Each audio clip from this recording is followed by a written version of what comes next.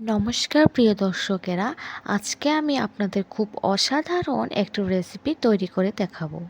রেসিপিটির নাম দই পাবদা। তাহলে দেখে নিই রেসিপিটি তৈরির জন্য কী কী লাগছে।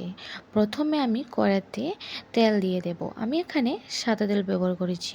তেল গরম হতে হতে আমি পাবদা মাছগুলিতে সামান্য পরিমাণ লবণ হলুদ দিয়ে মেখে গরম তেলে একে একে দিয়ে দেব।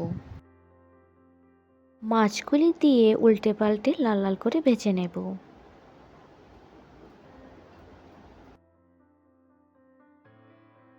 মাছগুলি ভালোভাবে ভেজে তুলে নেব। মাছগুলি তুলে কড়াইতে সামান্য পরিমাণ তেল দিয়ে এর মধ্যে দিয়ে দেব মেথি। তারপর দিয়ে দেব স্বাদ অনুযায়ী মরিচ বাটা, আর দিয়ে দেব লবণ স্বাদ অনুযায়ী আর হলুদ। তারপর চারমগজ বাটা, ধনিয়ার গুঁড়ো, জিরার গুঁড়ো সামান্য পরিমাণ জলে মিশিয়ে দিয়ে দেব। তারপর দিয়ে দেব দই পরিমাণ মতন। দই দিয়ে কিছুক্ষণ নেড়ে চেড়ে এর মধ্যে সামান্য পরিমাণ আদা বাটা দিয়ে দেব।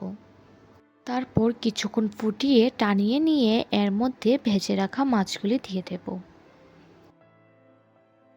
মাছগুলি দিয়ে এর মধ্যে পরিমাণ মতো জল দিয়ে কিছুক্ষণ নেড়ে চেড়ে 2 থেকে 3 মিনিট ঢাকা দিয়ে রাখবো।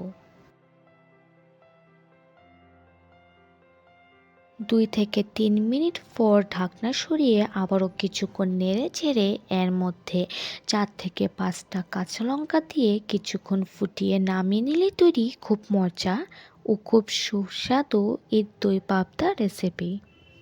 আশা করি এই রেসিপিটি আপনাদের খুব ভালো লাগবে।